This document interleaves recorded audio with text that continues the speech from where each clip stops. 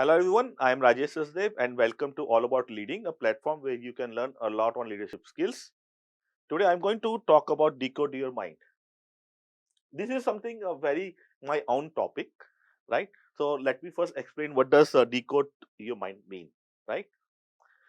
So the concept is that whatever we do, right, we have some algorithm in our mind, right, which we follow to complete that particular task.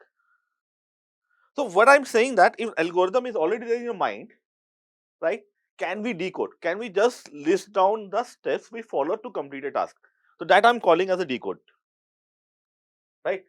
The purpose is that if you can read your mind, right? So this is basically a reading skill, kind of reading skill for to read your mind, right? If you can read your mind, then you can easily read other person's mind also. So my question is that do you want to learn this skill to read the second person mind? I know answer is yes, because everybody wants to read second person mind. So for that, first thing what I need to do, I have to read my mind. Let's see how my mind is working. Then only I can try to read a second person mind. How will he react in a particular situation, right? So let's start. The first question is that do we human have a free will? Right? Free will means that I can basically do in my own style, or are we programmed by the society? Answer is both. Ideally, I will say that we are programmed by our society, and then with my experience and with my thought process, I have a free will also. That's the reason we are different from the computers. Otherwise, we are also doing the same thing. We take some input, we do processing, right, and we give the output. But here's a different how we are different from the computers. We have free will also, but no doubt we are programmed by the society.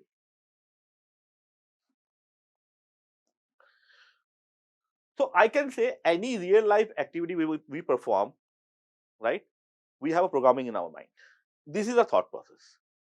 And with some exercise, I'm going to tell you how we can try to list down the steps. And steps has to be minute level.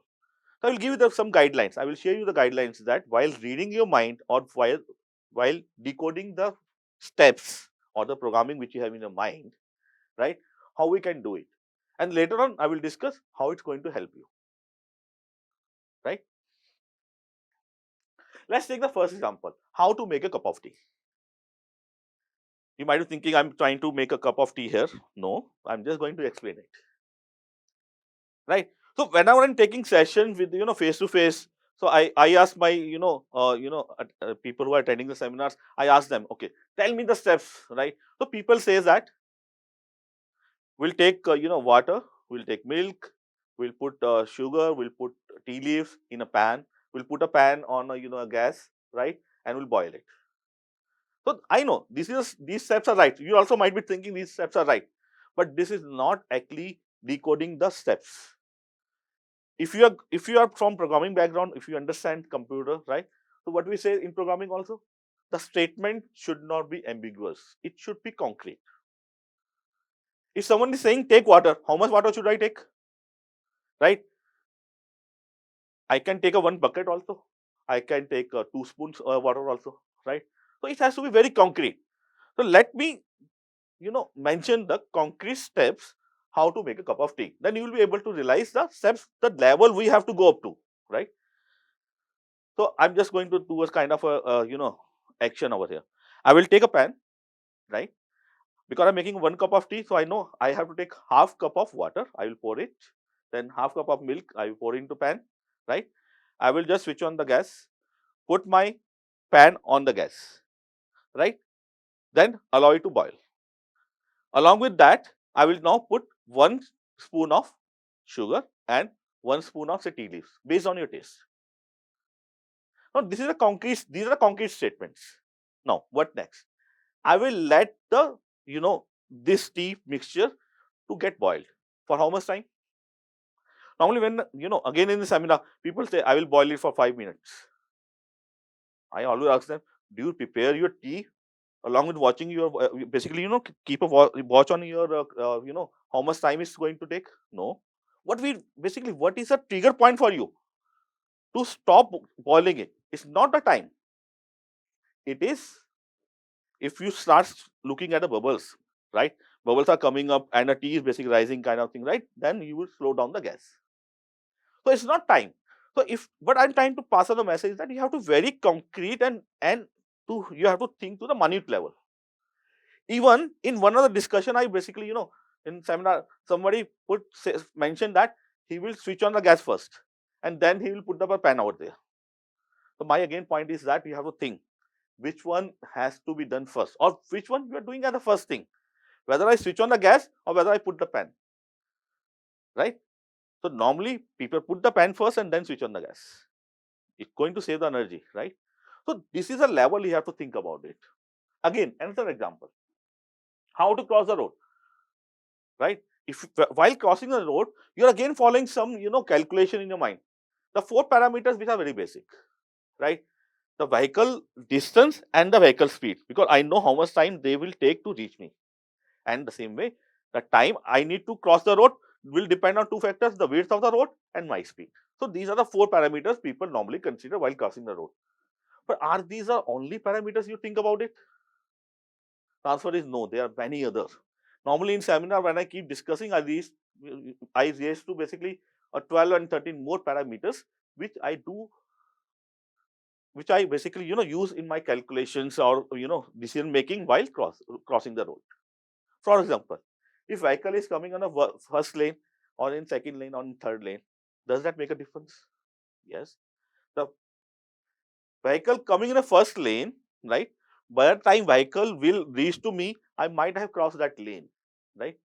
So I will say, okay, if I have bit less time, I'm still okay to cross the road. Same way, will you consider the weather? If it is raining and not raining. Same way, if it is a daylight and night, does it make a difference? Yes, it makes a difference, right? So I will not discuss all the points here, but just to make a lighter, lighter side, you also note that who is driving. The age factor of the person also makes how he's going to behave. Young person will try to take the vehicle in front of you, and the old age person might take it from back of you, backside of yours, right? So that's a basically the person behavior you try to judge while crossing the roads. So you might be thinking, oh, do we really take these all points in consideration, right? So what I again trying to say is that all the steps which you are following, they are in your mind, and if you are able to decode that or list down in a very minute and concrete level, then you can read your mind. And on the same philosophy, right, you can read the second person mind. You might be saying that because philosophy says that people behave differently in different scenarios, in the same scenario, right? Philosophy says that people behave differently in the given scenario. But if you try to basically understand the decode your mind concept, then I feel that people behave the very same way in a given scenario. Only problem is that scenario has so many parameters, right? If one parameter will change, the behavior will change. So it's only a question to think about all the scenarios, right? If second person going to cheat you or not, for example, it depends on what kind of experience that person has in the past. If he has met the people who has never cheated him, he will not cheat you. This is another one scenario. What kind of learning, what kind of society from where this person is coming upon, right? So if you decode your mind and decode the same way decode other person's mind, you can read their mind. So here is the uses, right? First user is that it helps you to understand and regulate your emotions, right? So आपके emotions हैं, whatever your emotions are, you can understand that and you can control that. Same way, it helps you read second person mind.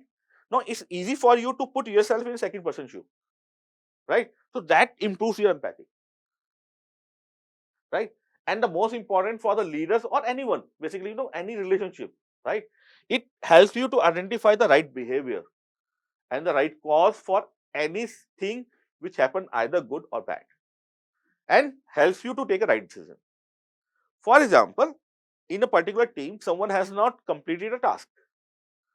So there can be 3 different reasons behind this thing.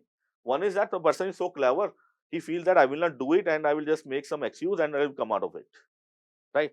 Second one is basically, bit, lethargic kind of thing. Kal kar lunga, I will do it tomorrow, right? That kind of person. And third one is very hardworking but have some capabilities issues. So will you treat all three of them the same way because they have not completed their task?